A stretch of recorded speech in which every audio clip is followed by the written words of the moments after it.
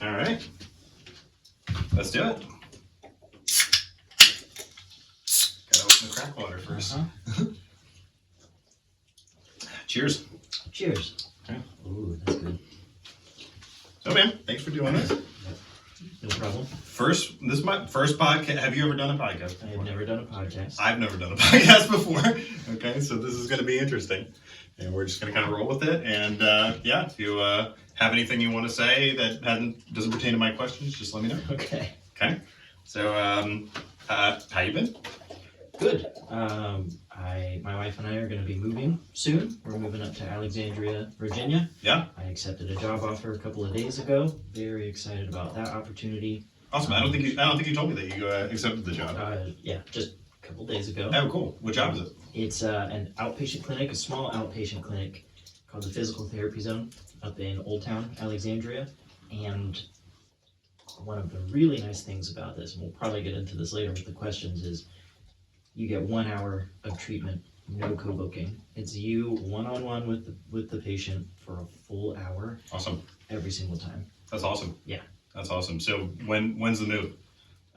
We are moving up July 13th. Good stuff. Yeah. So your house is like a wreck right now. It's absolutely looks like a tornado went through it. Yeah. So first off, I obviously know a little bit about you, but let's go ahead and tell the viewers a little bit about yourself. Where are you from, and kind of what was your path getting into physical therapy? So I am from the area. I was born and raised in Wake Forest, which is just a little north of Raleigh, North Carolina, and went to my undergrad at NC State, which is in Raleigh, so didn't go far there. Yeah. And then I went to PT school in Durham, which is also not far. Nice. So you like North Carolina? I like North Carolina. Awesome. I've been here almost my whole life. We lived in Greenville for a couple of years, and then we lived in New Zealand for 3 months. Oh, geez. Yeah. Oh, nice. For the rest of it, it's all been here. You and your wife lived in New Zealand? Mm-hmm. Oh, cool. What were you guys doing over there? It was part of her residency program. Yeah. She's a psychiatrist, Oh, so awesome. for the last 6 months of her program, she got to kind of do like an exchange deal where she got to go to New Zealand, and then it just didn't. There were circumstances where we just couldn't stay the whole 6 months. Oh, okay. Yeah, so we stayed about 3. How was the 3 months while you were there? It's beautiful. Yeah. New Zealand is. I did a semester abroad in New Zealand when I was in undergrad, so I had always wanted to go back, and it's just one of the most beautiful places in the whole world. Oh, that's awesome. People are wonderful. They're very, very chill. Very really? go with the flow. Like compared to Americans? Oh yeah. Yeah. Yeah. Oh, cool. Yeah. You would go back then, I'm assuming? Absolutely. Oh, awesome. Yeah. Awesome. So after you graduated from Duke, kind of what were your series of jobs, and kind of where are you at now? So my first job was in home health. Okay. Which was when you are a home health therapist, it is just you going to people's houses. You are it, and oftentimes you are the only provider seeing that person. So there's a lot of other management going on, and that was very good for me starting out because it helped me develop a lot of the other skills, the time management, how to communicate with other professions, how to set up my routes efficiently so that I can get my day done, communicating with patients, making sure that they're doing all their stuff. Yeah. Helped me develop a lot of those skills to become more efficient in my practice. And then after that was a year, and then my wife started doing some training in Raleigh, so we moved back to Raleigh, and I got my job at Rex Rehab and Skilled Nursing. So that was the one you were born at? Yes. Oh, that's hilarious. Yeah. And did that for. Was it like you remembered when you were born? Exactly like I remember. Really? Yeah. Just like really bright and like people grabbing you. Just overwhelming. Yeah. Did that for 3-ish years, and that was great. Yeah. I felt like I was making a very big impact on people because they would have surgery or an injury or an illness, and that was my chance to teach them, here's how you get in and out of bed, here's how you get up and down from a chair, here's how you go up the stairs to get into your house. Okay. Sometimes, here's how you walk again.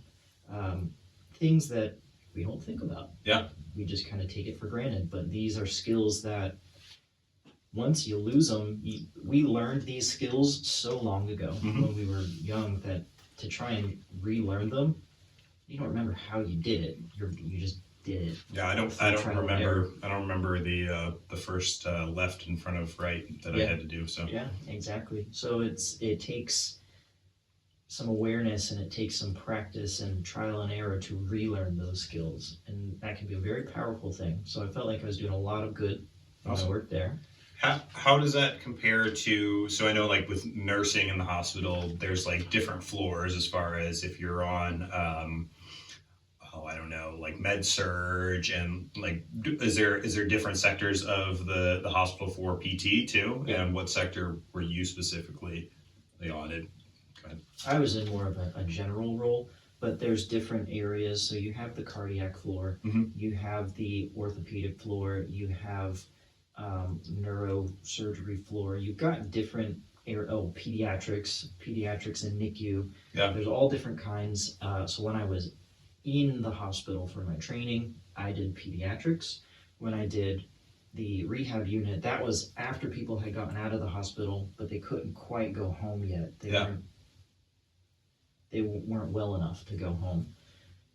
And I would see people who had knee replacements, hip replacements, who had fallen and broken a hip, who had a stroke or had sepsis and were just very deconditioned. So I saw a lot of things when I was there. So you kind of saw people at not a good spot in their lives. Yeah. Okay. Yeah. Yeah. It's interesting. I'm considering looking into the hospital setting for occupational therapy, and it's crazy how different the different segments are. So like outpatient OT, I know if I go to the hospital, it's going to feel like I have a new career.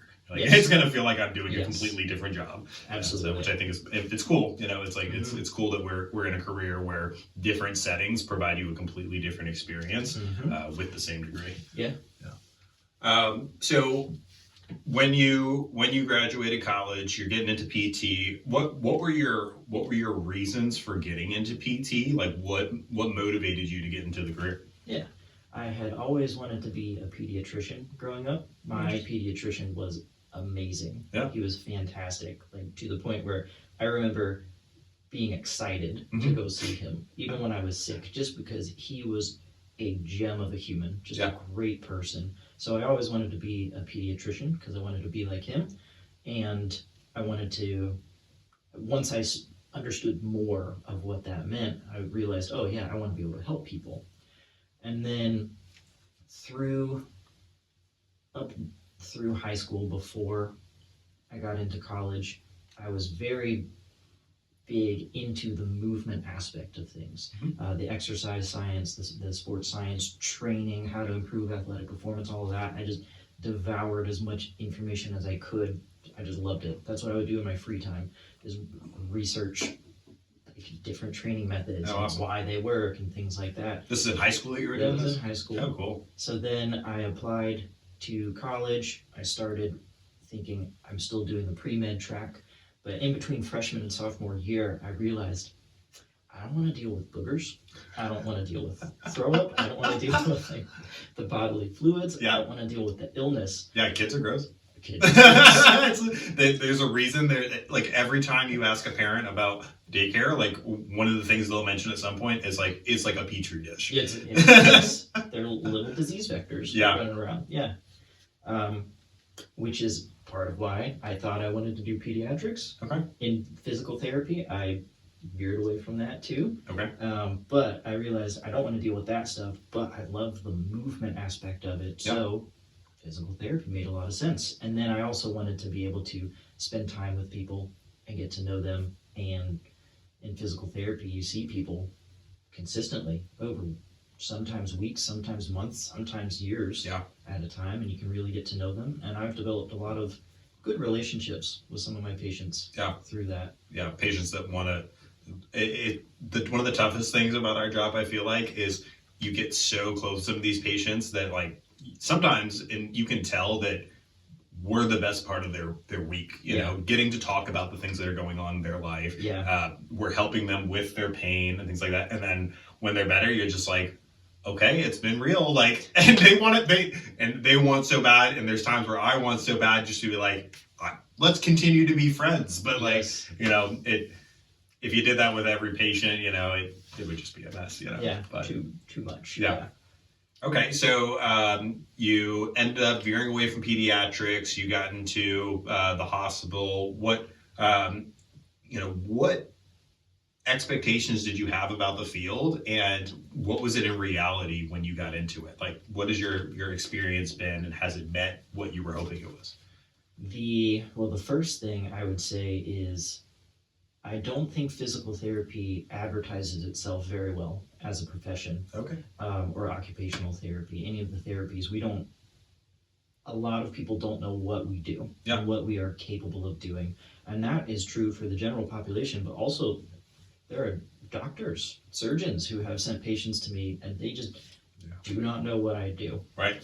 They send me the referral and it's like, do you think you could like do some exercises with this patient? Yeah. I think I got that. Yeah. So my expectation going into school, I did have some exposure to physical therapy beforehand. I had like a bicep tendonitis issue, went to physical therapy, and that was my actual one-on-one personal experience. And I thought, oh yeah, this is good. I can do this. And I remember just asking her tons of questions. I'm sure that she got annoyed a little bit with my constant questioning, but I wanted to learn everything about it. So I thought going into physical therapy school that I wanted to be more on the sports side, because that was what I thought physical therapy was. And then maybe also pediatrics, like working with children, young athletes who had injuries or issues like that. Then I got into PT school and I learned all of the different things that we can do. That we work in outpatient, we work with sports injuries, we work with just regular ankle sprains type of deal, or big major surgeries like a shoulder replacement.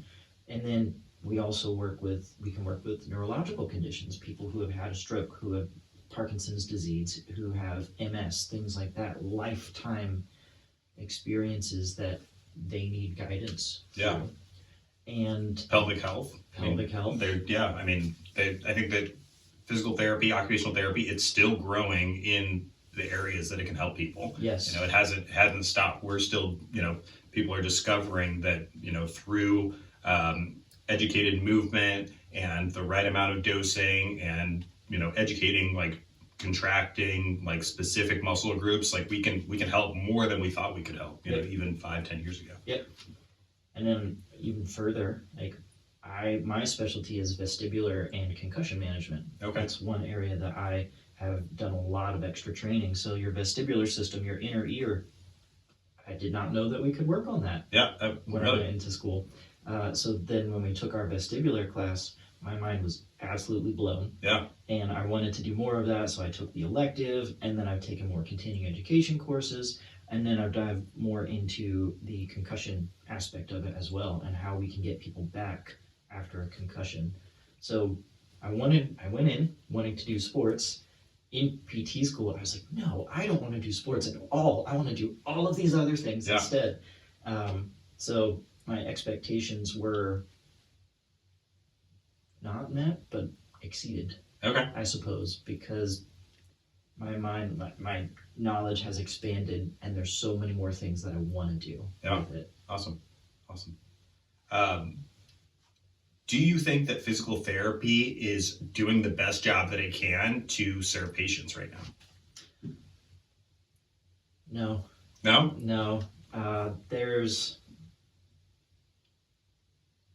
limiting factors. Okay. Physical therapy is very time-based. Like, you need to spend time with your patients. There's research that shows if you front-load patients and get them in more often, you can get results quicker. An extreme example, you think of like Patrick Mahomes, when he sprained his ankle or had that ankle injury, and then he was getting therapy every single day, multiple times a day to get him back, and he recovered much quicker than if he had just been able to get it one time a week type of deal. So part of it is there are too many people who are injured who need physical therapy and not enough therapists. Part of it is, without getting too political or anything, part of it is we don't get reimbursed very high from insurance. So there's a lot of companies that have to just see more patients than maybe they should be seeing. Not all of this is my opinion, but maybe they're seeing more patients than they should be seeing so they can make a profit to stay in business to keep seeing patients. And then there's also, I think, there's not enough consistency in the profession. You have people who, you have different levels of quality in therapists. There are some therapists who just kind of phone it in. And this is true of any profession, but they just, patient comes in, they hand them a list of exercises. There you go, do those exercises while I document that. There is benefit to that because movement, everything we do in physical therapy, and this is what I tell patients, everything we do in physical therapy is movement. If you want to boil it down to movement or to its base function, it's movement. Right. Like even when I do a canalith repositioning maneuver for the inner ear, I'm moving the crystals back in place. It's all movement. So there's benefit to that because there's also studies that show that just moving, just getting exercise, that's an analgesic effect. You can feel better after that if you're getting the right amount of dose. What do you mean by analgesic? Helps limit the pain. Oh, okay. Yeah, you can feel better. There's more research that needs to be done on this, but if you are dosing it right and you're pushing to the right level, once you are done with that, your pain levels actually are lower. And so there's benefit to just doing the exercises, but there needs to be more guidance to the exercises there, because where I have a ton of success is when I modify the activity that's causing pain for the patient. If it's one that I get a lot is doing the dishes, like bending over at the sink, doing the dishes, unloading the dishwasher, that constant bend, changing that up to where they're using better body awareness, better body mechanics, breaking those tasks up, being more intentional about their movement can change their pain very quickly, right? Which allows them to still move and still do things and not feel so debilitated by it, which then affects their fear, which is a big component into the pain. And I feel like I'm getting off on a tangent. No. What was the original question? No, I mean, I was just kind of asking, what is physical therapy doing a good job of helping their patient? And it sounds like the profession itself is broadly structured in a way that, like, as long as you're not an idiot and you're out there making patients doing max load, but what you're saying is they're getting benefit by just being in there moving. But some therapists, like you said, every profession has this. Some therapists are they're kind of phoning it in, and they're just giving exercise without making it specific to what each patient needs. Yeah. How much of that do you think is due to some of the overloading of caseload and documentation, where therapists are just trying to make it through their day? There's probably a big component of that because burnout among therapists is fairly high. Yeah. Because it's a lot to take care of that many people, to manage that, to want to provide a service, but being handcuffed and not being able to match what you want to be able to provide. I'm sure that's very frustrating. Yeah. It's going to be on a person-by-person basis because maybe there are some people where that's just what they learned. And so that's what they think people need. Right. But maybe it is tied to the burnout. Yeah, some people they want to do more, but they don't have the bandwidth to do it. Yeah. I like that you mention, things like working on biomechanics for things like loading the dishwasher and things like that. One of the things that it doesn't, bug me, but like people will ask, like, oh, what's the difference between occupational therapy and physical therapy?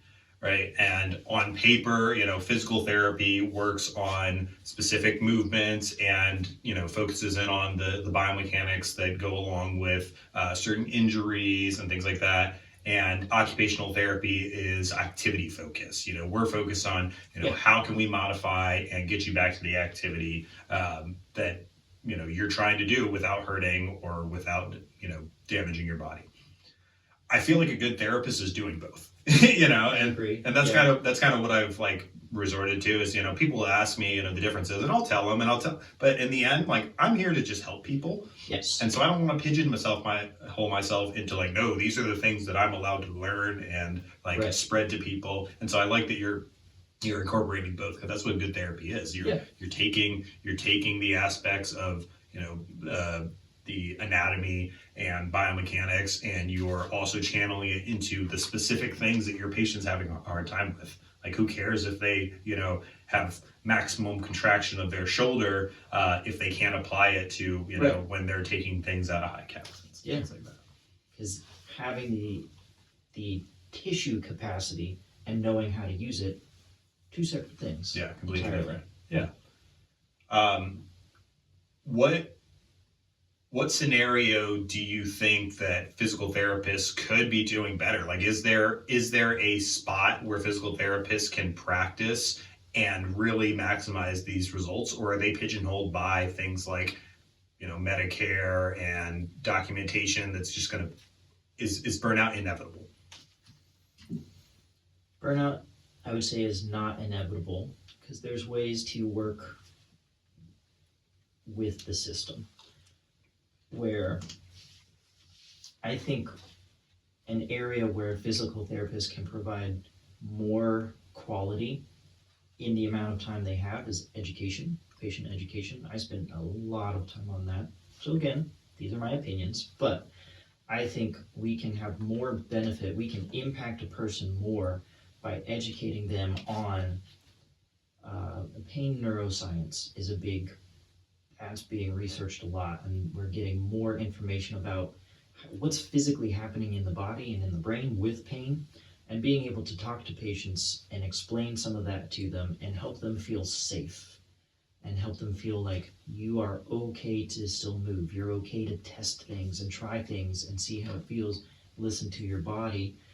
Don't ramp yourself way up into 9 or 10 out of 10 pain.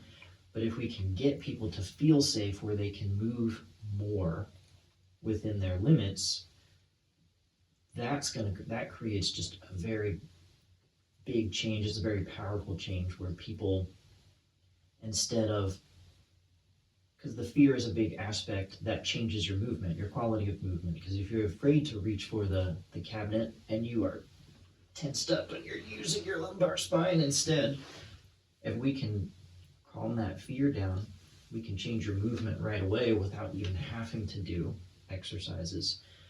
So education is probably where I think we can have the most impact or the biggest change on a person. And that can take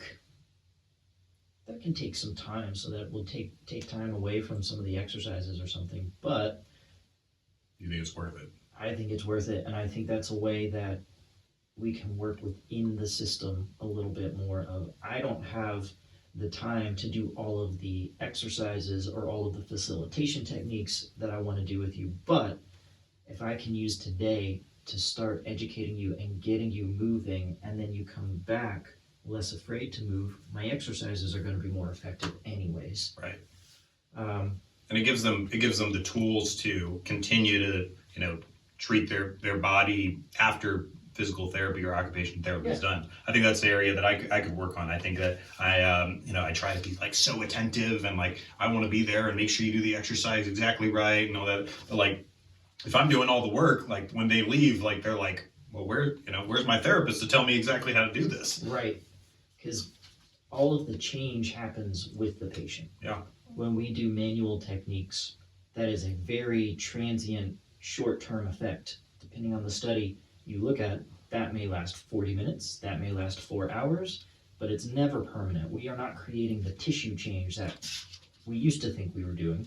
So giving people that ability to, and giving them that power empowering them, giving them that self-agency of you're the one who's making the change with your continued practice throughout the day. And here's how you keep that going. That's where we're going to get the biggest change. Another thing that I noticed so just as a little background, that Joshua and I used to work in the same clinic for, I don't know, would you say maybe a year? Probably about a year. Probably about a year. And he would be right across the clinic from me. So I got to see a lot of his treatment styles and him communicating with patients. One thing that I noticed that you do probably more than a lot of other therapists is you incorporate kind of mental health. And I wonder, being married to a psychiatrist has helped you to kind of delve into that realm. But yeah, why do you spend a little more time talking about like mental health type stuff with your patients? It comes back to the impact. I think that's where a lot of the impact can happen. The structure does not always match the pain. So pain at its base function is just communication. It's your body talking to your brain, trying to get some attention, to say, pay attention. What we are doing feels threatening. It feels like we could hurt something, or that we could do something that would cause irreparable harm. Every movement, every activity we do is run through a threat filter in the brain. So if the brain feels like that's something that could lead to damage, it's going to stop you. It's not going to let you do that motion. So if we can change the mental side of it, if we can change the opinion of a movement, if I can make somebody feel safe, that can change their range of motion, change their quality of motion, movement immediately. We can see huge gains just by getting everybody to calm down. Just, you are safe, you are okay. Yeah. Our tissues, our bodies are immensely strong. They can handle obscene amounts of load. An Olympic sprinter, the Olympics are coming up, so that's what's on my brain. And an Olympic sprinter, an elite level sprinter, can experience 6 to 7 times their body weight in force every time they're landing on the ground. So huge amounts of force, and they're fine. They can handle that. They built up to that. Right. But our bodies can handle such a large amount of force. We are not capable of a movement that could just automatically destroy something. We can't, just raise our arm up overhead and tear our rotator cuff in half. Our brain's going to shut us down before we get to that point. Now, if the structure is already weakened, that's a different story. Right. But just our movement, we can't create the amount of force necessary to create structural damage. So talking to people about things like that to help get their anxiety down, get the fear down, makes the movements more effective, makes the rehab more effective. So if I can front load it there and spend more time on the education, which I will do, I will talk to people every session. I will spend most of the session talking so that we can do one exercise but do it better and get more. That to me, that makes more sense. It makes more impact. I can spend the whole session talking about that, getting them ready to move. Then we work on lifting mechanics. We practice a hinge pattern, and then they can go use that hinge pattern to pick something up off of the floor, do the laundry, do the dishes, things that they have to do throughout the day. Now that has impacted their entire day versus, all right, let's load up those quads, let's load up the glutes, let's build some strength. Yeah. How do we use that? So spending more time on educating just for the sake of knowledge, but also you are safe, you are okay, we're going to be fine, we are only going to do what your body lets you do. That creates a bigger change. Do you find that the people that need that, do you think that it's strictly related to the injury that they're having, or do you find that they're these people that just come in and you can tell that this anxiety and like being here just like kind of takes over their life? Probably more the second one. Yeah. Because everybody, if you get injured, it's normal to be anxious about that injury. But if this is something that is in your daily life, something that's affecting you all the time, that's going to affect all of your movements, all of the quality of your day-to-day activities. So being able to address at least one part of that, because I am not a mental health therapist. Yeah. But it feels like we are sometimes. Yes, Yeah. it does. Because I mean, it's important. If it's unrealistic, I feel like, to change somebody's perspective on just this one thing in their life. We almost have to help them cultivate a different mindset throughout the day, so that they can even make that shift. Because it's not, if someone's like in traffic, they're flipping birds off at people, and they're running late everywhere, they're all over the place, that they're not going to take that time to just be like, okay, now I need to calm down and think about moving my shoulder. It's like, Right. it's like you almost have to get them to realize the state that they're in constantly. Yes. And get them to change that, so that they can change this one thing, and hopefully it carries over into other aspects of their life. And it absolutely does, because when we are under chronic stress, so we have every tissue in the body has a finite capacity. There's a threshold of stress that it can tolerate before we start getting into pain. And it's not just physical stress that impacts that. Your emotional state changes hormone balances in your body. It can raise your cortisol levels. All of that adds up. That's taking some of that capacity. That's taking some of that threshold.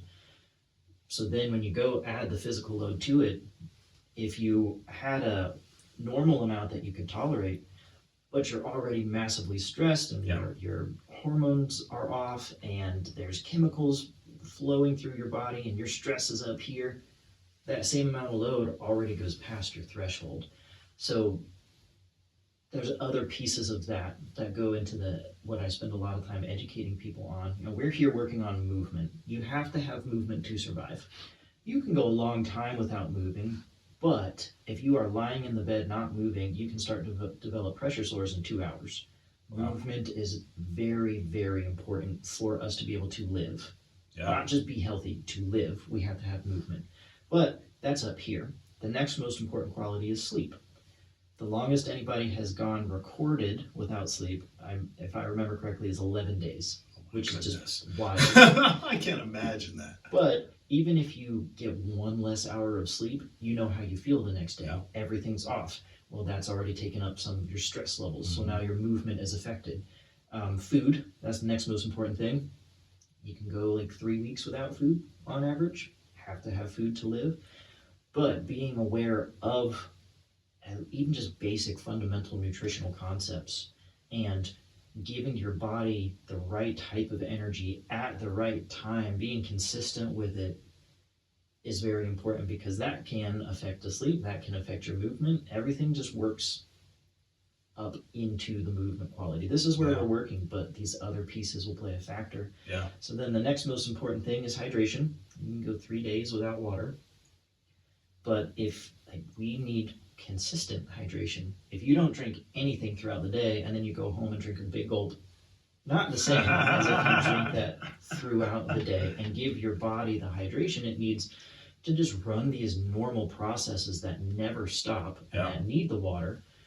We need consistent hydration. And then the most important thing is breathing. And I spend a lot of time on breathing. But breathing, 3 minutes without breathing. Yeah. If you go into cardiac arrest and you're not getting that oxygenated blood up to your brain, that starts killing brain cells very quickly within minutes, and that can, that's permanent. So I spend a lot of time on the breathing, because the breathing also affects the mental aspect. It's a physical way. It's something that we can tangibly control. Breathing is the only thing that we do that is conscious and subconscious at the same time. We're always breathing. We never have to think about breathing, but we can think about it and change it on purpose. And there are 3 domains that affects. It affects the mechanical domain, how you breathe. Diaphragm is the lid of the core. When people talk about the core, they are thinking mostly about the abs, but the diaphragm, that's the lid, that's the top. It's a hugely important muscle. I would say it's our most important one. And you can strengthen that muscle. You can strengthen it, you can develop awareness of it, you can learn how to use it to your advantage during exercises, but also when we are in those high energy states and we need to bring everything down. Mechanically, the exhale is the relaxing portion of the breath. So if you spend a long time on the exhale, without getting too deep into it, when you exhale, the diaphragm raises back up, so that compresses the area where the heart is. That physical compression, the space getting smaller with the same amount of fluid in there, the fluid starts moving faster through the system. The brain gets that and it interprets, we need to slow this down, so it will slow your heart rate down, it can drop your blood pressure. Oh, wow. Physically, you can see the change happen. Yeah. When we drop our heart rate, when we drop our blood pressure, if we're up here, that's a way that we can control that and get you down out of that. So these are things that you kind of use education with all your patients. Yeah. Like kind of, these are the check marks that, I want to make sure that are, functioning properly in your life so that we can maximize the benefits that you get from physical therapy. Yeah. Awesome. So recap that again for me. So, in order from least to most important, what are the areas that you focus on with each of your patients to make sure that they are maximizing their body function? Least to most important. It's hard because they're all important. They're all important. But I agreed that breathing was probably like top priority. So yes, I'll start there. Breathing, I think, is the single most important thing, the most impactful thing, physically, movement-wise. I think that's the most important thing we can do.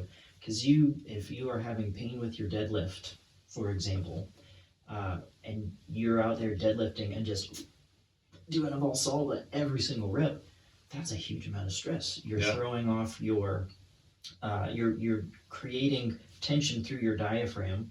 The diaphragm runs all the way around the rib cage and to the front of the lumbar spine. So you're trying to stabilize your lumbar spine with your breathing muscle rather than with your lumbar stabilizers. So you're asking your diaphragm to do a different job. Wow. So you can get rid of some pain just by breathing differently? Yeah. Wow. Yeah, because if we can't breathe in a position, we don't own it. It's not a livable position. Yeah. The brain says, cool exercise, never going to use that unless you make me do it. But then, so you can be practicing perfect deadlift technique, but if you're holding your breath every time and your brain doesn't feel like that's a safe, usable motion, it's going to revert to other movements when you're not thinking about it. When you are just bending down to pick a box up off of the ground, you're going to use different mechanics than those perfect deadlift mechanics that you were practicing most of the time.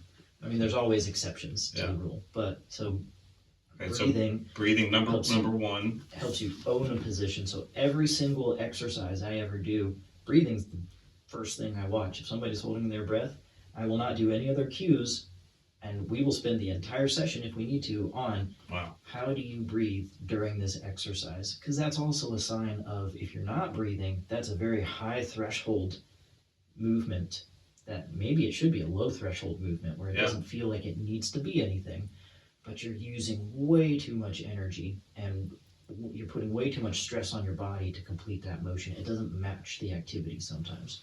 So I would rather have somebody breathe in a position or in an exercise before I do any other loading. Yeah. All right. So what's number two? Number two. I think I would have a guess, but go ahead. What's your guess? Sleep. I would go with hydration next. Okay. Yep. That makes sense. Because if you are dehydrated, that's going to affect your quality of sleep. The consistency of the hydration. And that's something that people have a hard time with for multiple reasons. One of them is, I don't like water. I don't drink water throughout the day. I'd rather drink something else. So then we can go into something like habit stacking, where I used to drink way too much coffee. Yeah. What I started doing is every time I took a sip of coffee, I would take a sip of water. There you go. And that way, it's something I liked doing. It's something that I already was doing plenty of. I added this to it where there wasn't any Interesting. thought attached to it. I didn't have to decide if I wanted to do it. Right. I just did it. Yeah. And then I started drinking a lot more water throughout the day. Or, you know, attaching that to some other activity that they're doing a lot throughout the day. And these are just some examples I've used with patients. A patient who has to leave the room a lot and come back in, put your water right here at the door. So that way, every time you leave the room, you take a sip of right water. there. Every time you come back in, you take a sip of water. You're just attaching it to something. It's just a sip. It's not like you have to go chug a whole glass every time, but get those sips in throughout the day. Habit stacking. I like that. I never really heard of that I before. use that one a lot Do you? for people. And then the next thing would be sleep, or food would be the next thing. And Before you hop nutrition- into food, I had a question. So yes, I feel like there's a lot of, people will say like an ounce per pound of water, things like that. Like what's your general recommendation for water intake?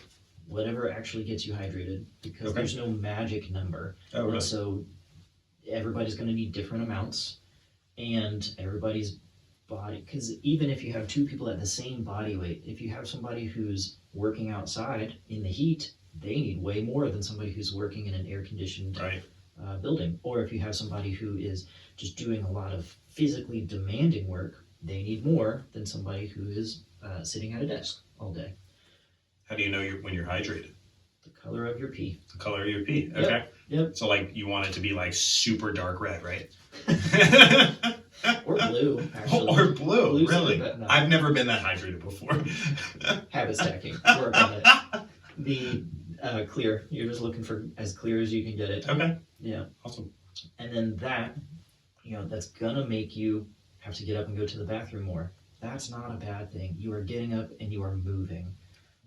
Movement is what matters. It Yeah. doesn't matter the type of movement you're doing. It doesn't matter the intensity. I'm a bigger fan of frequency than intensity when it comes to movement. I would rather you get up out of your chair 8 times a day. That's 8 squats, basically, Okay. rather than you going and doing 8 squats all in a row at the end of the day.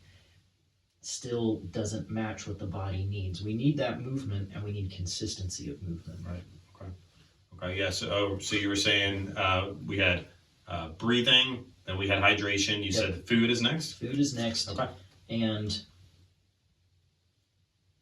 I don't normally get too deep into that because that is not my scope. Nutrition was my undergraduate degree, so I know nutrition concepts, Yeah. but that is not my scope.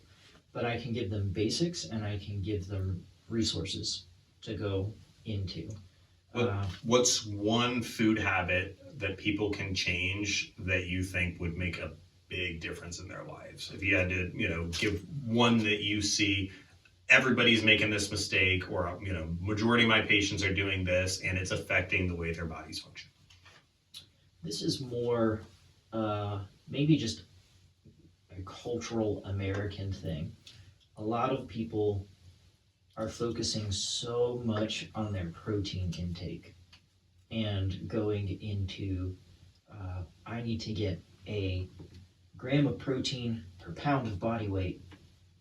That is not what the recommendations are. The recommendations are a gram of protein per kilogram of body weight. Oh, wow. Yeah. It's like half So of what people are we trying to get. way overdo protein sometimes, I think. And it depends on your goals. If you're a bodybuilder, you need way more than the average person. Go back to my other example. If you are in an air-conditioned room working at a desk, your protein needs are not the same as somebody who's outside doing physical heavy labor in the heat and sweating a lot. Different amounts of protein are needed, and there's a range there. So what I had learned was a gram of protein or 0.8 to 1.2 grams of protein per kilogram of body weight. And then I think a lot of people will come in thinking, I need to hit this goal every single day. Also not true. It is okay to fluctuate. It's okay to have variety. We don't have to be so rigid with our food. Sometimes, this is getting back into the mental health aspect of it, we attach too much context to the food. This is a good food. This is a bad food. I don't think there are good or bad foods. There are, Interesting. because we attach that to the food is just the food. Right. You can make the case like this is maybe a better quality of this, and there's You're a different- good food, Dino Nuggets. Yes, Joshua said so. getting some protein, and you were getting enjoyment out of it. They're tasty. Yeah. It's also all Adam had in the freezer. So. So you are at least fueling your body. Yeah. Okay. So I think, and I will again say a lot of these are my opinions, but this is where I personally see a lot of the impact is getting people to understand this is not a rigid thing. You do not have to hit this much every single day. Right. It's okay to fluctuate as long as you are averaging these. Right. Yeah. That's what that means. Do you think a lot of people are not? They're not averaging what the recommendations are, and that's where the bigger problem lies. Is that they're not even necessarily they have like a cheat day or things like that. People are just like on average just like way off the mark. That's hard to say because I think it really is based off of the individual. Mm-hmm. Because I've got some patients who they come in and they're like, this is how I eat, and it sounds great. Yeah. They're getting a good variety of foods. They're eating enough fruits and vegetables. They are getting a good protein amount. A lot of my patients with osteoporosis, this is a big question for them. How do I get better? What do I do? How do I eat to slow this down or reverse this process, so on and so forth? A lot of them are already doing pretty good. They're doing a lot of the right stuff. And then on the flip side of that, I have people who are just, they wake up, maybe drink a coffee, don't eat any breakfast, go to work, kill it at work, spend 8 hours just nonstop, and then they get home and they have headaches and they have shoulder pain and they have, they're just feeling really stiff. Part of that's from the work and the stress, but part of that's like they're dehydrated and their body doesn't have any energy, any fuel Right. to do the movement that they need to do. So at the baseline, I just try to start with, let's get to where you are eating consistently Right. throughout the day. Let me give you some resources so you can start to learn more about how we can create balance. That's more of what I look for when I'm talking to somebody about nutrition is we want variety. You don't need to eat the same thing over and over and over.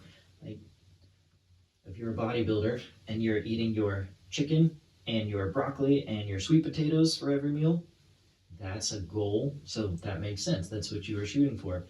That's a great meal. That's a boring meal. Yeah. If I ate that every time, I would get sick of that so quickly. Variety is okay. If you have, carbs are not the enemy. If you eat a dish of pasta, it is okay.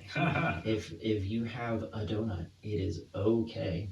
All of these things are okay. We're attaching too much, and part of that, without trying to sound accusatory, part of that is just the fitness industry, Right. trying to push the idea of you have to be thin to be healthy. I also don't agree with that. I am more of a health at every size practitioner, Yeah. where I want to teach people you can pursue health at any size, regardless of where you are. You can always make the right steps. You can start with small steps, but you can always pursue health. There's no magic number there. There's no cutoff. So just probably coming more back into the mental side of the nutrition than the actual nutrition itself. But for osteoporosis, as the example, I will talk to people about here's the protein you need to average, here's the calcium you need to average, here's your vitamin D, here are foods that you can start incorporating more to get that, so on and so forth. Awesome. Do you think I could grab some of those resources from you? I can like share them in the description of the video and. There are, I'll have to remember them later, but Okay. there's a really good Canadian website that I'll have to look up, and they have just a great amount of information. Awesome. Yeah, no, I love that. All right, so where are we next? So we got hydration was first. Breathing, Breathing Hydration. first. Hydration, food, sleep. sleep's next. Okay, That's cool. the next one.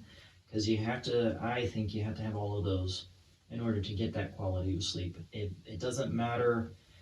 So I do education on sleep positioning and sleep hygiene and how to help people fall asleep faster, stay asleep, but doesn't matter as much if we aren't doing these other things. Yeah. So for sleep, that's what I talk about with people. I start with the sleep hygiene aspect of it. Do you go to bed around the same time and wake up around the same time every night? Usually we want to stay within an hour or two window. So if you go to bed every night at 10 and then on the weekends you're staying up till 2, that throws you off. It's hard for your body to get the sense of the cycle that it's supposed to be in. So trying to keep that around the same time every night. Finding the amount of sleep that works best for you. 8 hours is what the recommendation is, but some people need more, some people need less. Finding what works best for your body and then trying to match your schedule to that. And the temperature of the room can play a factor.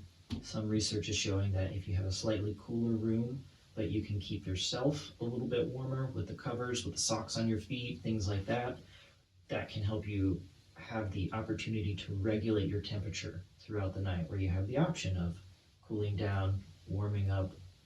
Your body can help take care of itself Right. that way, keep you in a comfortable state to stay asleep. Finding a routine. So one thing that's recommended is no screens for 2 hours before bed. There are some people who that's how they unwind. Yeah. I think that's the more important part. If you are on your screen and you're playing a game, your brain is so intense and focused on that game, especially this one you really like, that you're amped, you're wired. You're going to fall down to go to sleep, and you're still going to be thinking about that game. Right. Mind's going to be racing, you're not going to fall asleep, possibly. Versus you watch a video about, so like that's how I go to sleep, is I will watch a YouTube video. I like the Pitching Ninja, where I just watch some What is baseball it? highlights. Oh, the Pitching Ninja. Oh, Yeah, cool. I like that. And then I'll also watch videos about like science videos. Yeah. Like the biology and anatomy of a dragonfly. Oh, awesome. Something to learn, something that's cool, but it just brings me down. If my mind is racing, this is a way for me to calm everything down. So Jay, I don't know if you've heard of, there's a YouTube channel, Healthy Gamer GG. It's got Dr. K is his name. He's a doctor that basically his story is he dropped out of med school. He went over to India for a while, practiced, become a Buddhist monk, Wow. and then decided that he didn't want to continue being a monk, went back to med school, and now he's, touching a lot of lives on the internet with mental health and like video game addiction, things like that.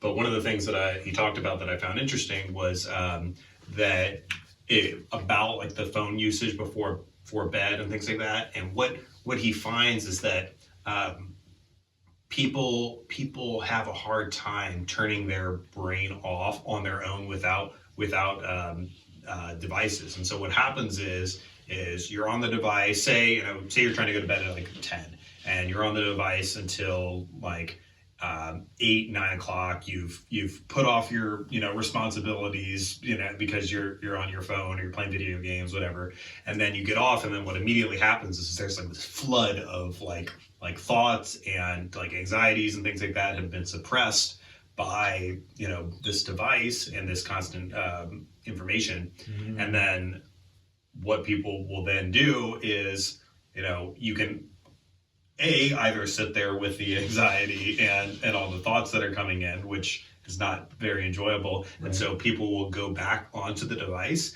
and then they just ride it out until like utter exhaustion hits. Yes. And it's like, once your brain like finally like tuckers out and it's like, okay, like I've given you all the dopamine I have, like I have nothing left, and then they fall asleep finally. Yeah. Yeah.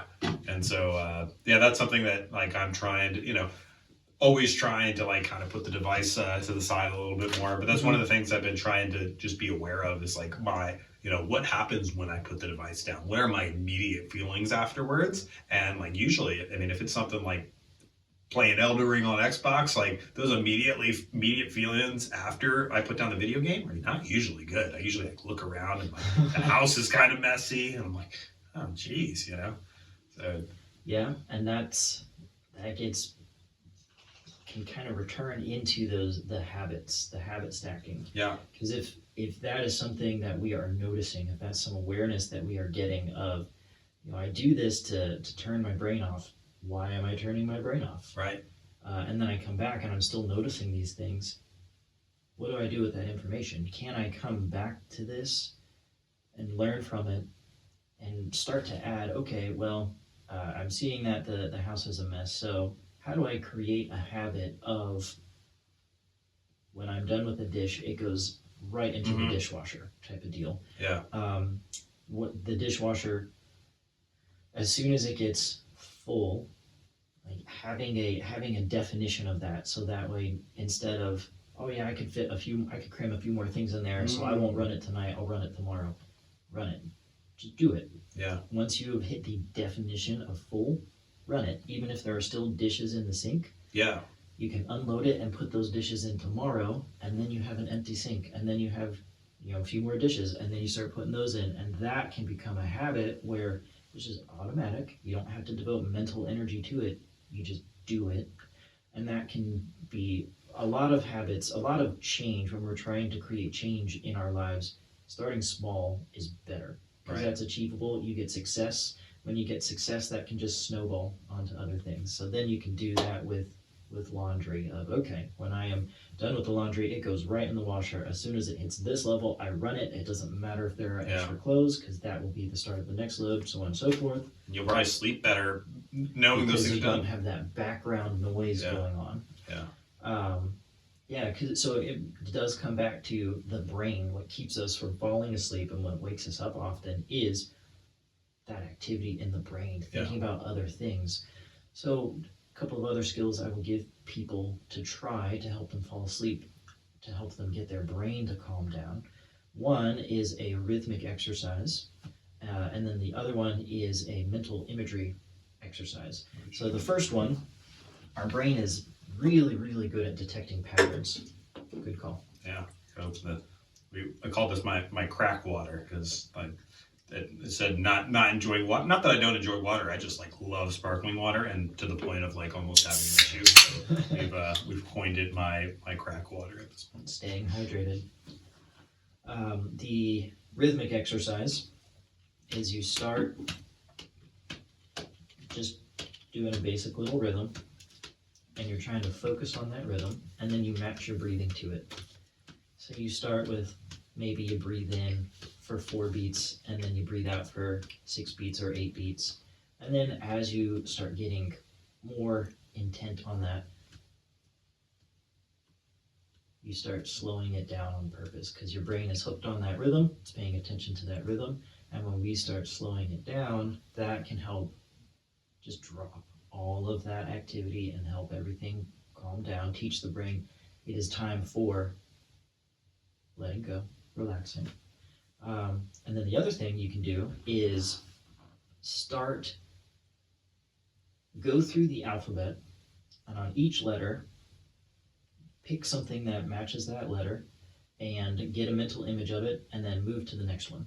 And you want to do that. It doesn't have to be rapid, but you're trying to get through this because that, it matches like the imagining like beginning an apple Yep. and then imagining like a basketball, that kind of thing. and visualizing it. Okay. Because that brain state matches what some of the early sleep is, where our brain is just kind of going through different things. So it kind of signals to the brain, it is sleep time. It is time for us to be in this state. That's the one that I find most helpful when I'm having trouble. I just go through the alphabet, visualize my things. I find that I get distracted. I come back, and if I don't remember where I was, I just start over, and then drops everything down. Interesting. Okay, and so all of this, we got we got breathing, we got water, food, sleep, and all of this kind of leads to your favorite one, right? Movement. Right? Yep. You can't if you're not mastering these other components, like you're not going to be able to, to move properly, right? We can't out exercise those things. Like if you're dehydrated, it does not matter how perfect I make your squat, you're still dehydrated. Yeah. There's no exercise that can make that better. We have to make those things better first, because those things will make exercise worse. So yeah, have to have all of those. And then we get into the movement. My bread and butter, my thing that I love working on most throughout the day. And movement, there's different philosophies on movement. The functional movement systems, their motto is move well, move often. And they put it in that order because they think you need to move well with good quality before you move often. And I agree with that. Sometimes, it depends, but if you are moving with good quality, you're less likely to be injured. And then we want to reinforce that. We do want to move often. But the lower you get in terms of activity level, like if you are just deconditioned, haven't done a lot, or if you're injured and recovering, I kind of flip those around to move often. That's the most important thing. I would much rather you be up and be moving. It doesn't have to be this perfect quality. It doesn't have to be the perfect dosage, the perfect weight.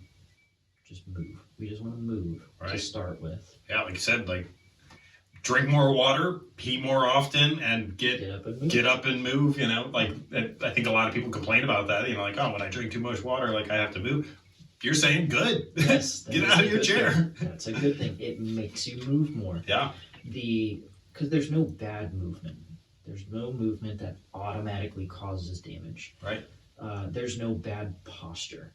Because posture is more where we are doing our activity from, where we are moving from. Does the posture match the activity? Right. That's more important than the posture itself. Because, if I'm talking to you, if I'm working on the computer right in front of me, this is a great posture for that. Right. If I'm working on something down here, this is not a great posture. That's fine. This is okay. Right. The time we spend in the posture is what gets us, because that gets back into that threshold. If you sit like this, it actually kind of feels like a good stretch in my back right now. Yeah. Tiny bit of load. But if I'm staying there for 8 hours straight, I'm going to hit my threshold for those tissues back there. Same thing with good posture. This requires muscle activation. This requires energy. If I'm doing this for 8 hours, I will still be stiff. I will still be sore. Yeah. Wow. So the frequency of movement helps us break that up. Where one of the most common things I tell patients who have desk jobs and they're sitting all the time, set a timer. Every time that timer goes off, just get up and move. It doesn't matter what it is. I do not care. You can stand up and stretch. You can walk across the room and back. Mm-hmm. You can reach down for your toes. Doesn't matter. Yeah. Get out of the chair, do something, break that up. Where we are just, that all counts as exercise. It all counts as moving those muscles, getting the tissues some input throughout the day, and changing up that load. So that's kind of where I start, is we need to move more often. We are designed for movement. We invented chairs, we invented cars, we invented desk jobs, we invented video games, we invented all of this. And all of that made our life much easier, which is great. But at the expense of movement. Yeah. And we have to have that for our quality of life, but also, as we were talking about, to live, you have to move. So getting the frequency is where I start. Then we'll go into more of the quality and getting where we're modifying things to change pain. But I'm also not, a movement does not have to be perfect, because we also need to be adaptable. Because we can work on perfect deadlift technique and you can be able to reach down and pick up that bar. But let's say there's something under. I don't have the perfect deadlift every time I got to pick up a pen.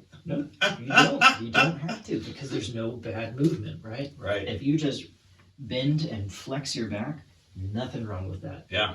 And if all you know how to do is the perfect deadlift without pain, when something in the environment stops you from using that, what do you do? Right. Your body's going to figure out some way to do it. Maybe it's fine and it's not painful. Maybe it is painful. So adaptability is more important. Giving people variety where they can learn how to use different aspects of their body together in a coordinated way. So instead of saying, here is your perfect movement pattern, I get more involved in, that one looked good, that was pain-free, that was wonderful. Now let's change up the parameters. Can we do it this way? Can we do it that way? So having the underlying mobility and the underlying strength is important. But like I said earlier, having it and knowing how to use it, two very different things. So moving often and moving with variety is very important. Question about the frequency of movement. Yeah. What's the minimum amount of movement that you think someone with a totally sedentary lifestyle will start to see some changes in their life if they just start getting up out of their desk chair more, things like that? What's the minimal amount that, people are really going to start to see a difference? There was a study, and there's I think the YouTube video is still out there. I think it's called 23 and a half hours. And it was this guy who went into the research, and he showed that walking for 30 minutes a day has a huge impact on a lot of different health measurements. Like it improves your cardiovascular function, it reduces your risk of diabetes and stroke, and just walking for 30 minutes. But it doesn't have to be 30 minutes all at once, because if walking for 30 minutes straight is too hard, or if walking for 30 minutes straight causes pain, do 3 10-minute walks and you're still getting your 30 minutes in. Or, and this gets back into our thresholds as well, if 30 minutes all at once is too much, but 10 minutes is doable, and you can do 6 10-minute walks throughout the day, now you've done twice your 30 minutes, that's has more impact on you than just hitting a threshold. Yeah. But that would be, I would say, based off of some of the research, that's the bare minimum. Can we get 30 minutes of activity throughout the day? Excellent. Let's move on from there. Let's get more. Because all of these, it all adds up. So one thing I will give patients to start with is every time you stand up out of your chair, do it twice. You have doubled your workload throughout the day. It took you 1 extra second each time you did it. Yeah. Now you are building more capacity in your legs, because you've doubled your squats throughout the day. Easily done. Now, if somebody's only getting up 1 time a day, that's not the same. But if they're also doing the other things where they're getting up every hour, doing some movement, you'd stand up twice every time you do it. Now we're starting to see changes, and it's at a low enough level where it's not taxing your system too much, and you can get a lot of volume in that way. A lot of practice. Isn't it crazy that we're at a point in society where it's hard? There's days that I don't walk, for 30 minutes. I try to be good about it, and this is, my realm, it's your realm of education. Mm-hmm. But even sometimes still I have to think about okay, I got to get out there and different. Do you think that a lot of the reasons that physical therapy clinics are so flooded and people, so many people need it is because we're just not incorporating these things? And how do we combat that? How do we get here? I do think that, because your body gets good at what you practice, and that is true 100% of the time, whether or not it's intentional. So if we go from in college playing all these intramural sports and working out every day and walking to class and getting that movement, and then you graduate and you have a desk job and you sit every day for a year, and then you decide, I would like to go join a softball league, and then you get out and you play softball. You have spent a year practicing sitting. Even if that wasn't your intention, that's what you got good at the expense of other things. Yeah. So then you go out and you play softball, your risk of injury is increased. It doesn't mean you will get injured. You may be perfectly fine, but the risk is increased. Right. So if that had been, and then that gets deeper into as well of motor patterns that we have practiced a ton stay with us forever, or almost forever. Like if you learn how to swim and then you don't swim for 10 years and somebody pushes you off a boat, you will be able to swim. Yeah. But if you have had physical changes in the body through that point, you've had injuries or just normal wear and tear, degeneration in the body. You got really good at sitting. You got really good at sitting. So then certain tissues are adapted for load and other ones are not. That motor pattern that you had no longer matches the physical structure you have. So now that motor pattern, even though you can do it, it can be putting more load on different tissues than it used to. Whereas if you just got in the pool once a month throughout those 10 years type of deal and just practiced it, that's enough information to your brain to adapt that motor pattern to match your physical structure. Yeah. So it's just finding ways where we can incorporate some movement into the day. Finding ways to make things maybe a little less convenient so that we have to move more. One thing that I do, I'm working on my left ankle. It is stiffer from previous injury. So whenever I brush my teeth, I get down into my stretch position and I stretch my ankle for 2 minutes. And that's twice a day. I'm doing it every day. I've attached it to an activity where otherwise I'm just standing there. So right now you're kneeling while you brush your teeth? That's awesome. Yep. I wish I could be a fly on the wall and just watch in a kneeling position. Just getting down, working on that, and I'm but why some not? changes, and my squats are getting better. My knees feel better because I know where my limitation is. And just adding that in instead of trying to set aside time of, all right, time to go work on my ankle for 30 minutes. I'm just getting this in throughout the day. Or like I was making pasta the other night while I was waiting for the water to boil. I did work on my squats because otherwise I'm just standing there. Took a shower while I was waiting for the water to get hot.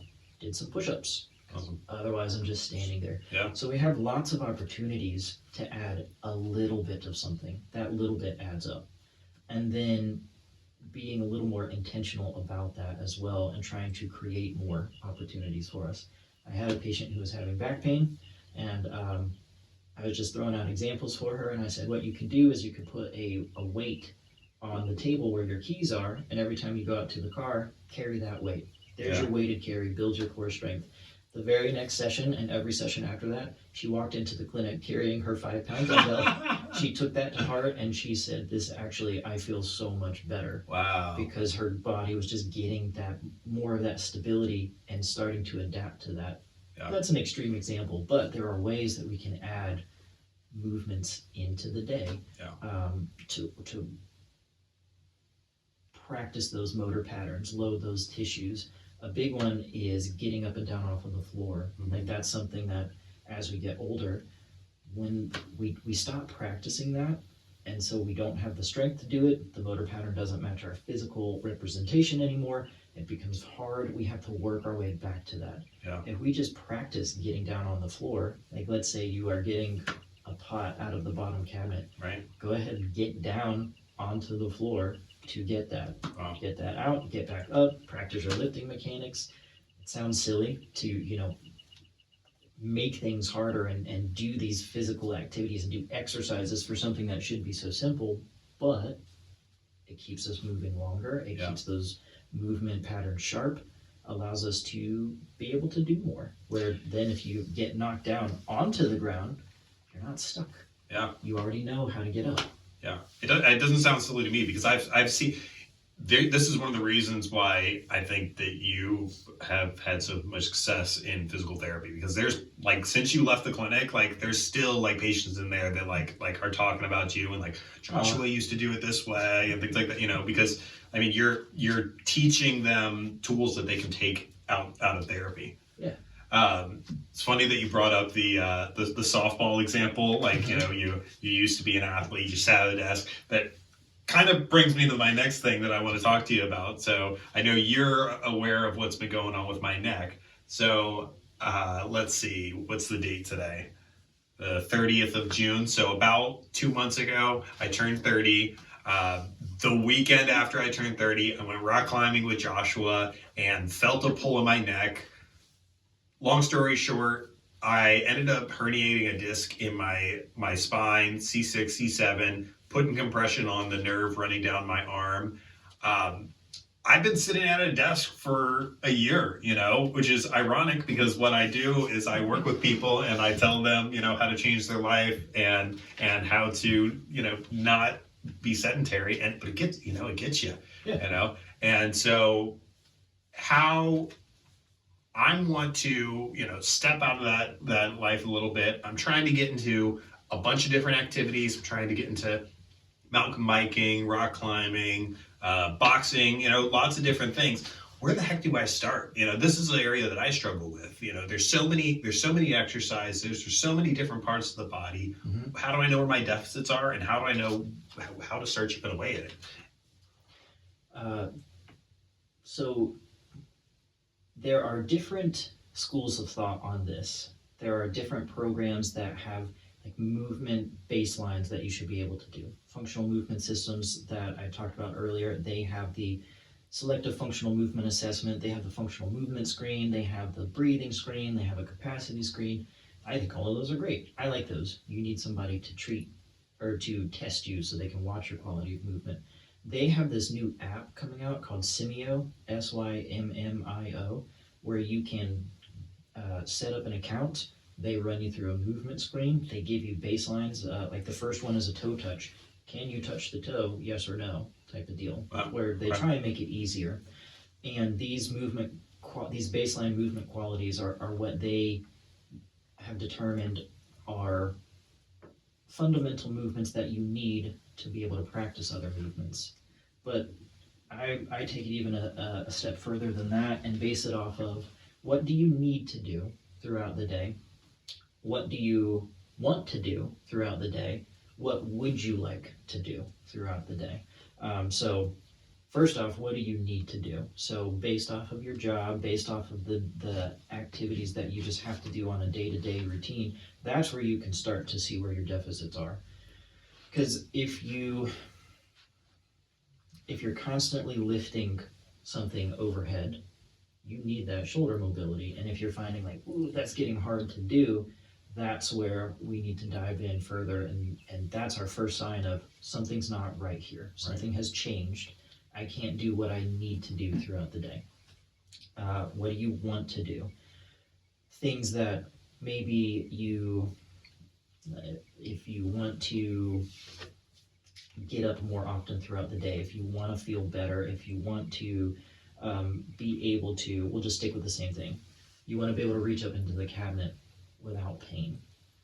That gives us the next level of that. Where maybe it's things that you aren't doing throughout the day for whatever reason, but you want to be able to do them. And then a step further than that, what would you like to do in the future? So boxing, mountain biking, all of those things. There are, depending on the level of activity, so if you wanted to play softball, there is On Base U. They have a screen that is specifically for baseball and softball, a movement screen, where they have created this collection of movements that seem to match the demands of the sport really well. If you want to play tennis, there is, I forget what that one's called, Racket U or Racket Fit or something like that. Same deal, they have a movement screen for tennis. Okay. So there are different things out there that can match an activity that you would like to do. If you don't match all of the movements on that screen, it doesn't mean you can't do the activity. Yeah.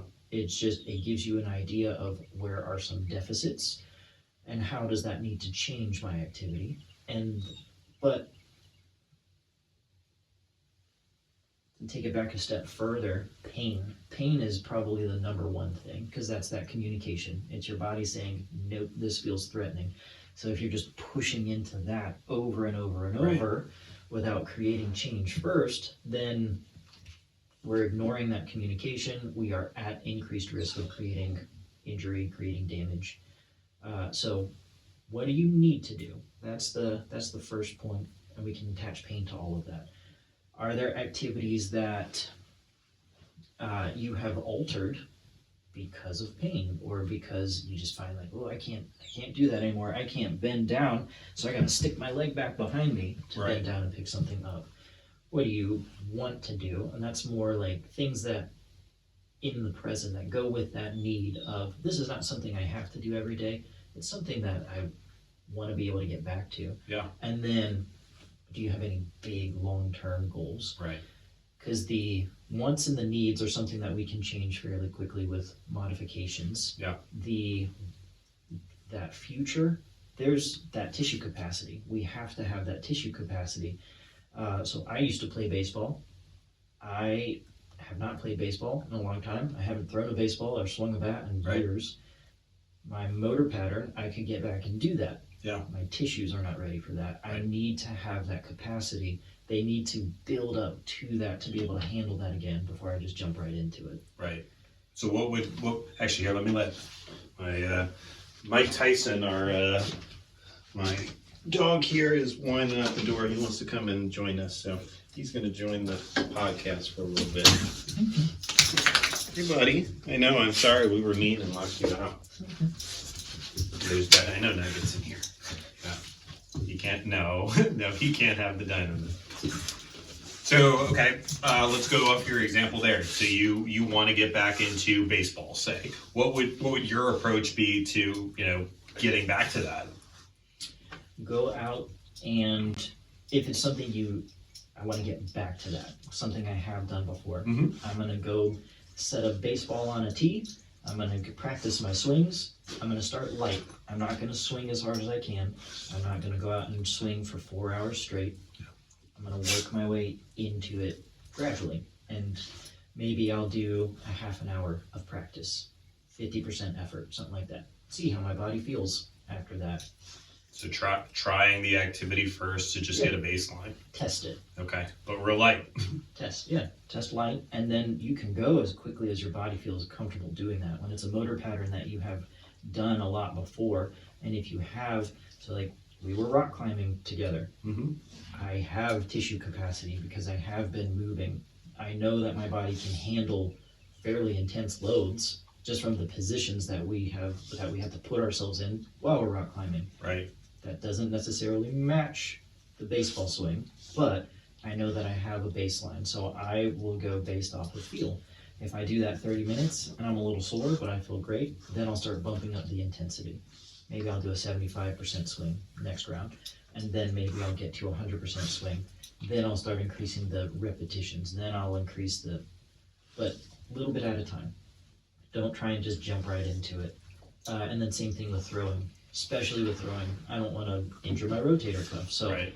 I'm going to start light, throw for a little bit, 50% effort, see how I feel, work my way up from there. And if I'm noticing pain, that's when, I'm biased, but that's when I think going to a physical therapist could be a great idea. Yeah. 'Cause pain is a sign of something feels threatening. Maybe my movement quality is off. Maybe I'm loading something too much. How do I find that? How do I change that? Because we can't always see it ourselves. Yeah. And then if it's an exercise that you want to get into that you've never done before, similar process of make sure you have a baseline of capacity first. Right. For mountain biking, there's going to be a cardiovascular component to that. Are you doing any sort of cardio work? Right. It's going to be a lot of leg work. There's a lot of core work. There's a lot of bracing in the arms. Tyson, So a lot of go lay down. shoulder stability. Go lay down, buddy. Go lay down. Go to bed.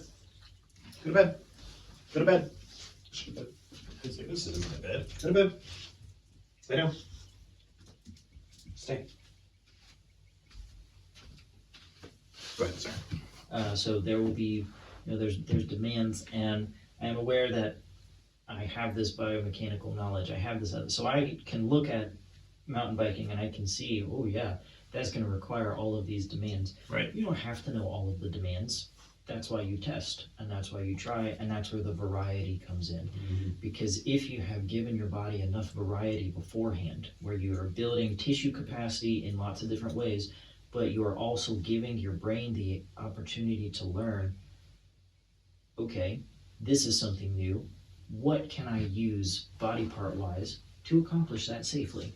The more mobility we have, the more strength we have, the more motor patterns that we have under our belts, the more options we have for motion.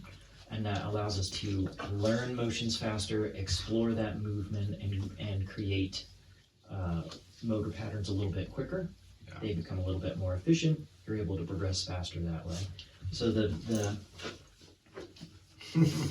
This isn't going to work, is it? I think it's fine. Okay, so No coffee for Tyson. one thing that you had discussed before. Tyson, come here. Sit. Lie down. Lie down. Stay.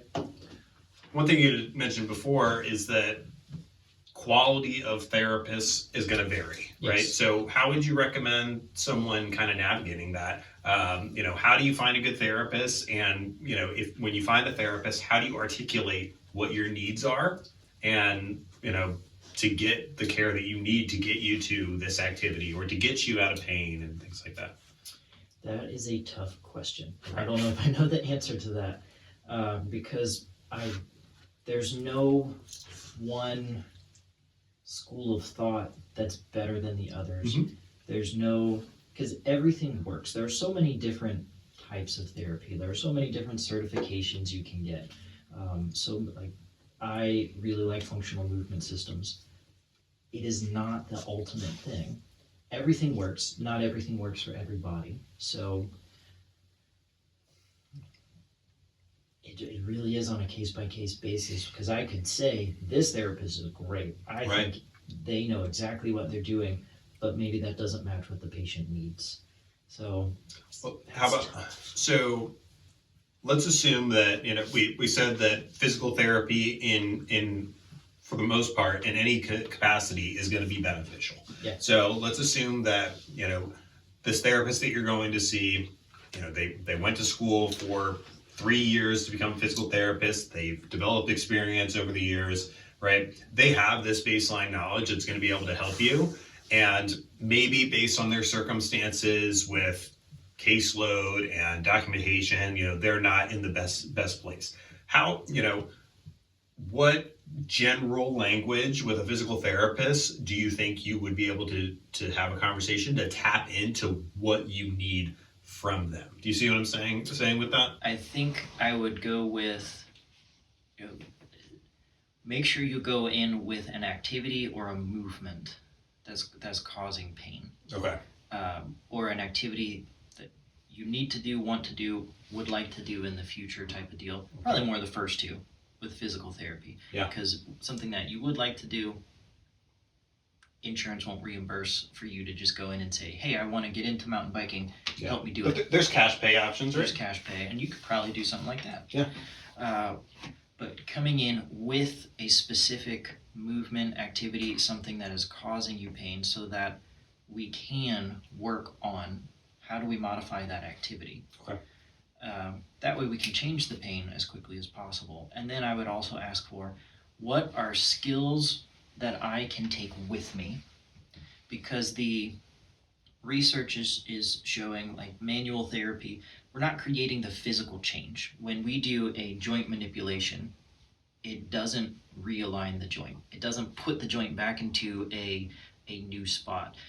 The tissues can handle so much. Like every time you take a step, or if you hop down off of a curb or something, that's your body weight or more than your body weight in terms of load.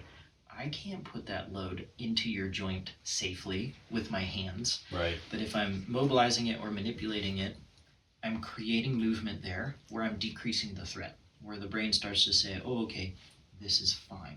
I can use this. So it's more of a systemic neurological effect than it is an actual tissue effect. So manual therapy is great. It has its place and it can help you move better to make the exercises more effective. Right. But what really makes the change is the homework. Okay. the So ask for homework. ask for You know? homework. Yeah, Ask people for don't habits. want they want to come in and they want this. I'm gonna come in for 45 minutes to an hour and I'm going to be fixed. But you think that's just not realistic in a lot of cases? It can work. It Okay. can help, but it's not. So if you go and you get manual therapy and you feel better for half an hour afterwards, or you feel better for the whole day afterwards, then you start feeling bad the next day, but then you go in the day after that and you start to feel better. That can get you out of pain. Right. It doesn't fix the underlying issue that brought you there in the first place. Right. So you're still at risk of that happening again. Okay. And it doesn't change that frequency is not enough to create that actual tissue change. Yep. So we can see changes in range of motion immediately if it's a more of a systemic tone issue versus a structural issue. But tissue changes, that takes, we can see changes in strength in a couple of weeks. That's a neurological change. That's Right. your brain getting more efficient at that motor pattern and recruiting the neurons and the motor units more efficiently. You can build strength very quickly. That's not permanent. That Right. is something you build it up quickly as your brain's getting more efficient. If you stop, it will revert. It takes repetition for that motor pattern to become ingrained. And then on top of that, we're looking at, that's like 2 weeks where you can see that there, 4 weeks ish where you start to see tissue adaptation and tissue change. So there's a time component to everything. There is no one immediate fix. Right. We can modify an activity and take away your pain immediately, but that's just, we're decreasing the stress and the threat from that motion. We haven't changed your tissues. We haven't changed anything neurologically right then and there with the repetition. Right. So the homework, the consistency of it, the frequency, the intensity, the dosage, all of that matters. Yeah. And that's where the real change is. That's why I focus so much on patient empowerment, because they're the ones who make the change. Right. I don't make the change. I help them on the path to get there, Yeah. but they make the change. So if they do it enough, the body will adapt. It adapts to whatever loads we put on it, and it's capable of so many things. Extreme examples. Everybody pretty much moves the same way. But we've got power lifters who can deadlift 1,000 pounds. Right. And then we've got ultra marathoners who can run 100 miles. The human body is amazing, and Right. it's capable of so many things. Yeah. If we give it the time to get there. Yeah. That power lifter, if I had him try and run 100 miles, Right. body He doesn't would have just- those adaptations. yeah, his legs would fall off, Yeah. probably. Or the marathon runner, if I had them try and squat 1,000 pounds, injury, guaranteed. It wouldn't leave the rack. Yeah, exactly. So we have to give the body time, Yeah. which is hard. Not every patient, we want to get out of pain immediately. I understand that. Yeah. But the time component is a huge factor of it. So going in and asking, what are the skills that I can take with me to modify this activity? And it doesn't have to be, I try to never give my patients more than 5 exercises at a time. Yeah. Oftentimes I try and keep it at 2 or 3. Right. And I try to give them a way, here's how you can implement this throughout the day. Mhm. So for people who are having neck and shoulder pain, good old chin tuck. So simple, so easy, but gravity is always pulling us forward. We're always Right. getting here. I talk about posture all day, every day. And when I'm doing my notes, I still find myself getting here. Yeah. But I'm aware of that, And then you move. and then I move, and I get out of that. Right. So setting a timer, doing 10 chin tucks Yeah. every hour, takes you 10 seconds, but it's starting to create a change by reducing the stress, reducing the trigger for the pain, and then we're adding good quality motion in the opposite direction. We're giving you more options for movement. Right. So that your brain starts to learn, that's too far, that's too far. Oh, okay, that feels pretty good. Yeah. Let me spend more time here. Okay. So you don't need to ask for a full-on workout program. Right. That you can, if that's what you're wanting, but at Education. least how can I implement these? Yeah. What are some things that I can take with me to utilize throughout the day to Yeah. create that consistency, to create that long-lasting change. I like that. I like, so, you're going to physical therapy, you come with a motion or activity that's giving you issues or that Mhm. you want to get into and you don't know how to. Come with a movement. Yeah, 'cause Um, that's what our specialty is. So if Yeah. you come in and you say, "Oh yeah, my knee, doctor said I have patellofemoral syndrome." Okay, your knee hurts. With what? Yeah. That's how we can. That's also how we measure change. So I could just say, "What level is your pain?" Right. Great. Is it better now? Great. But what is the thing that triggers the pain? Right. Because that's what we need to change. We can kind of break physical therapy down into two things. We've got to take away enough of the bad, and we've got to add more of the good. And if we do that enough throughout the day, you'll be fine.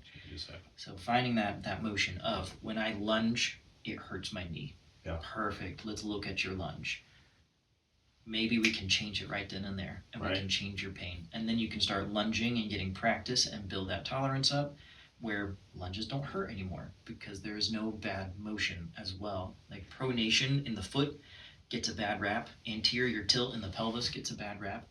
Those are both very necessary movements for Yeah. us. I forget the name of the distance runner. There's a really good marathon runner, and his feet pronate horribly. Really. It looks so bad based off of like what we used to think of. Right. Oh man, that's going to cause injury. But he is able to get there and bounce back from that and use those muscles. No injuries. That helps him athletically. Mhm. There's no bad motion if we can tolerate it, if we Right. have that capacity for it. So, doing your lunge, maybe we tweak the lunge, your knee pain gets better. But we also need to make sure that there are other pieces of the puzzle, and we need that give you that adaptability where you can lunge in different ways without pain. Right. And then also, does the tissue itself have that capacity where then if you go back and you lunge in the way that used to hurt, if the body feels strong enough to handle that, if that no longer feels threatening, it won't hurt. You Right. won't have the pain. Awesome. Okay, and so, come in with a movement in mind, and then come ready for an education almost. I think that a lot of people, they see physical therapy, occupational therapy as just like a service. Like, I'm going to come in, like you're going to get a massage. I'm going to come in, they're going to run me down, I'm going to get stretched, I'm going to leave, my problems are gone. But you're saying, like, come ready to learn some skills, like, And ask for it. yeah, come, like, this person, went to school for 3 years to focus on this. They've had, X amount of years of experience. Like, they have knowledge to share with you, and you're not going to get the fix that you want for a long period of time if you just come in, get your manual therapy, and leave without, changing a thing outside of there. So come ready for an education and, apply it in your Yes. everyday life. Mm-hmm. Awesome. Yep. And Because you have all the power. yeah. I mean, you're paying this person to, get their knowledge, really, and some of them, is receiving their skills like hands on with you, but also it's like, if you work at HR, or you're a telemarketer, or real estate. It's just not, and there's nothing wrong with it. It's just not your realm. So, you haven't spent time, focusing on Right. how the body works, and you have this resource. Like, listen and, Yeah. apply and ask, let them know when things are hard so Yeah. that you can make those differences. And for all of those, we can get better at those. If your job is to sit all day, that requires muscle work. Can we strengthen those muscles that let you tolerate sitting for longer? But at the same time, don't do that all day. Yeah. Find ways to get up, get away, get some movement. And if we add both, because it's two sides of the coin, take away as much of the pain, the trigger for the pain, strengthen the things that need to be strengthened. Sitting should feel like nothing. Awesome. And this is all my opinion of what I think therapy should be. If you go to Your opinion has weight. You've been doing this for a while, so go ahead. If you go to a therapist and it is we are just gonna, you're gonna come in 3 times a week and we're gonna do this exercise program and we're gonna work you hard.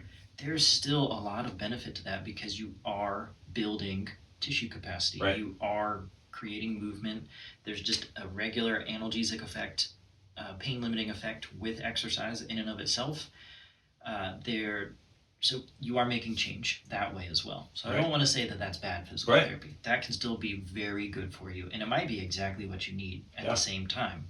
But make sure we're asking about that.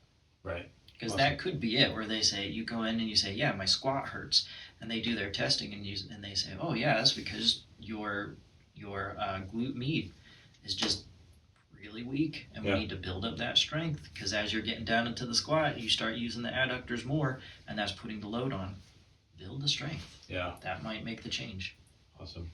Yeah, definitely. I want to connect with you to explore some of the resources that, things like screenings. I'm definitely, at a baseline, I'm definitely going to be just getting up out of my chair more often, Yes. trying to get my walks in more often, exploring some of these activities that I want to get into at a low level so that I can see how my body reacts. Mhm. But then, yeah, I'd love to, connect with you and try and come up with some sort of plan, for right now our focus for the activity is just getting my body back in general shape. Like you said, like if I want to get into mountain biking or something like that, maybe I don't have to go hop on a mountain bike, first thing. Maybe I just need to get up and move a little bit more. I need to get more flexibility. So I'd love to, pick your brain on, kind of a systematic approach to incorporating that in my life, and go forward from there. Yeah.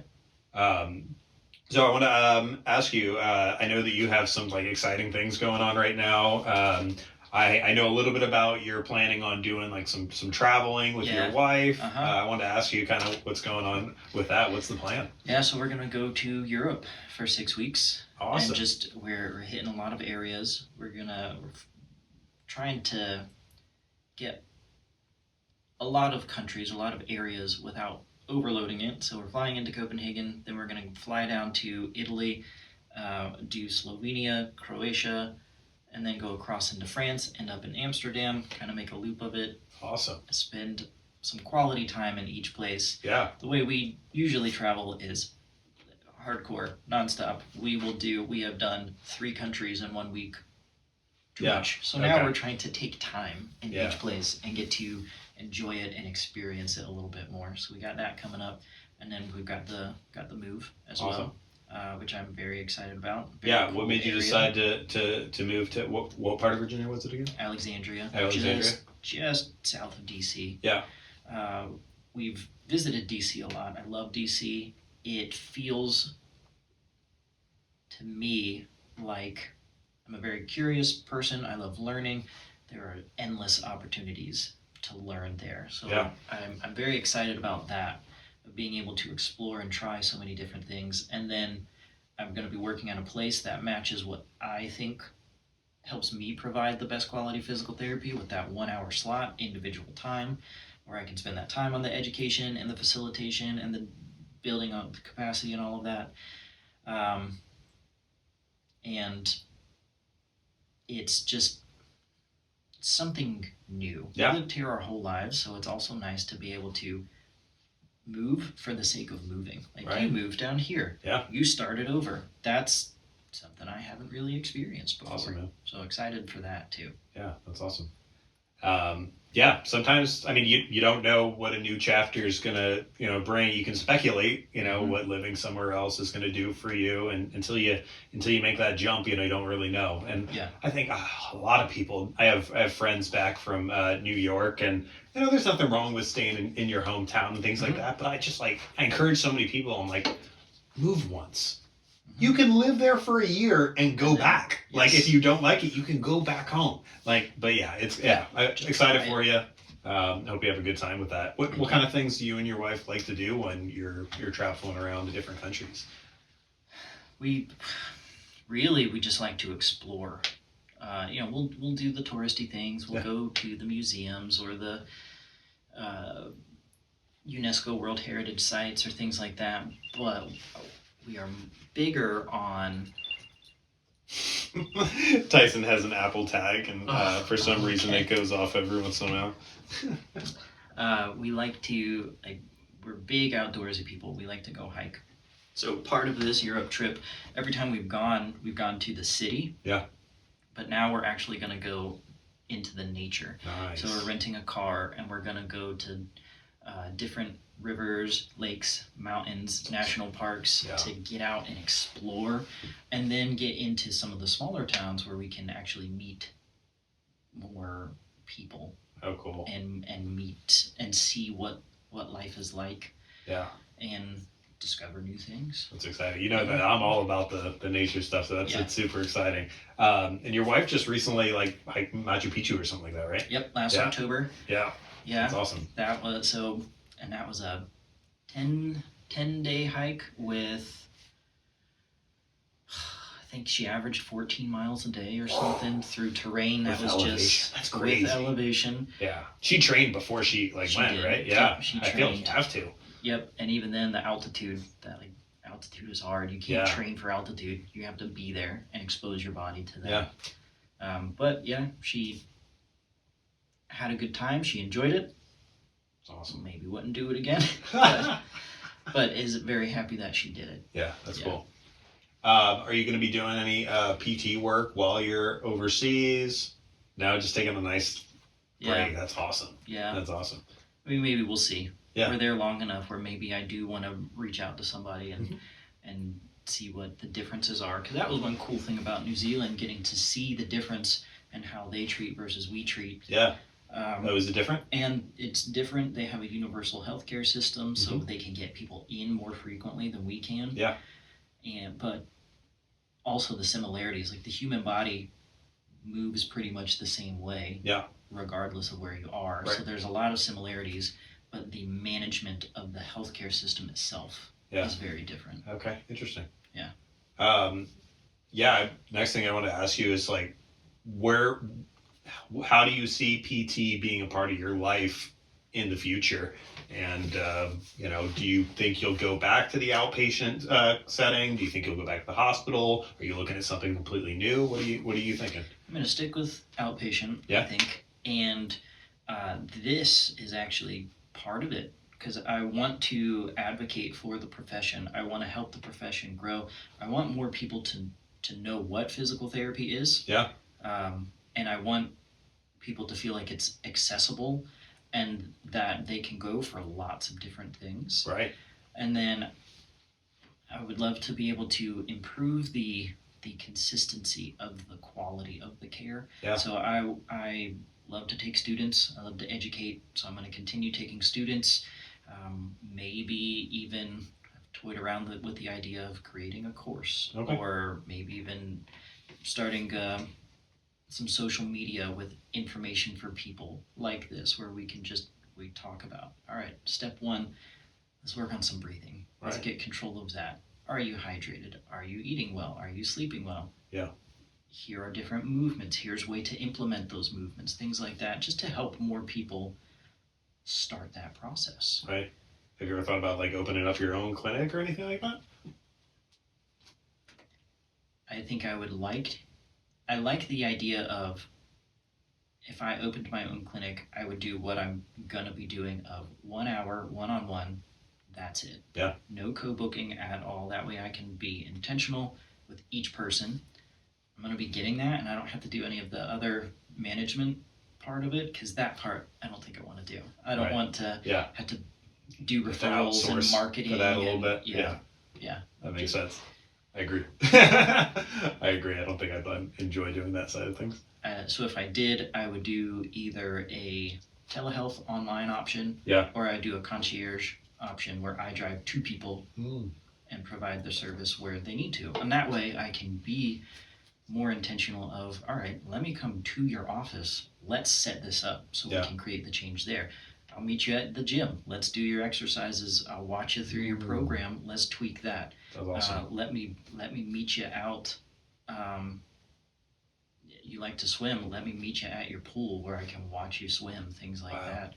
That would be cool. Yeah. And what better way to apply physical therapy to the person's life than meet where them they need it. where Yeah. they're lifing. Yeah. You know? So if I did open, Yeah. that's what I would do. Cool. Or telehealth, something like that, where Yeah. I could increase the access for one. Yeah. Because there are a lot of people who they're working so hard throughout the day, they can't come to the physical therapy. But if I can meet them, I've increased the access to physical therapy, and then also make it more individually applicable to each person. Awesome, man. Awesome. I just got one last question for you, and it's a very open-ended question, but I just want to know what's the best thing going on in your life right now? What would you say? I'm most excited about our travel and move coming up, because travel is probably our number one thing that we like to do. Travel is an opportunity for me to learn. Yeah. And that's probably my favorite aspect of it.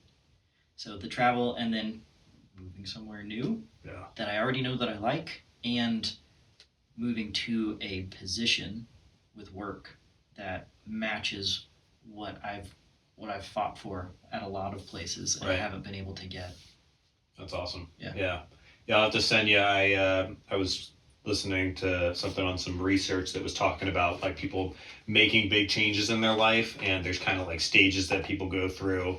It's like, some of it's basic, like your pre-contemplation, your contemplation, things like that. But part of it is like people have this urge inside of them where they want to disconnect from everything. Like they're burnt out, and they're like they kind of just want to be reclusive and not be a part of it. And a lot of people kind of fight that, and they're like no, I need to push back into life. Like, I'm trying to cut things off. That's bad. I need to, suck it up and get more involved in whatever's going on in my life. Whereas like, there's a process that's going on in your body that needs to be listened to. And sometimes what you need is like, like if your body's telling you like you're disconnected, disconnect for a while and get out there, find what you want to do and, discover some things about yourself. And then when you're ready, like come back in with a new invigorated you that can, get the things that you want, and you know how to do it. You know what you want, Yeah. Or what you don't want. Yeah, exactly. So that's awesome. That makes a lot of sense. Yeah. Because emotions, sensations, pain, Yeah. all of it's communication. So if we are not listening to that, we are not communicating with ourselves. And we wouldn't do that to somebody else. Right. So why would we do it to ourselves? Yeah. I like that. Yeah. Hey, the way this body operates is not a mistake. It's like everything that we feel and everything that we think, like it stems from something. Yeah. And so, that's awesome. I hope you enjoy, Thank you. going out on a 6-week trip and traveling. And I'm definitely going to miss you when you move to Alexandria. We'll be back. Yeah. Our families are here. We'll be back. Good. And then I'll have to make my way up. So, but thanks, man. Hey, thanks for doing this. I think it went super well. This is, first podcast for both of us. Yeah. 2 Joshuas just making a first podcast. Yep. And I feel like there was definitely some good information that we covered. Good. Yeah. Excited. And if there are follow-up questions, or if you want to know, or if people want to know more detail about it, I am here. Awesome. I am available for answers. Cool. Awesome. Yeah. So I'm definitely, like I said, this is the first podcast, so I'm learning. I'm going to try and share some links in the description of the video. Let us know in the comments if there's anything that you wish we talked about, and we'll try to connect with Joshua, whether it's, in person or on Zoom or something like that, and get some more information out to you guys. But thank you so much, man. Yeah. All right. No problem. Cool.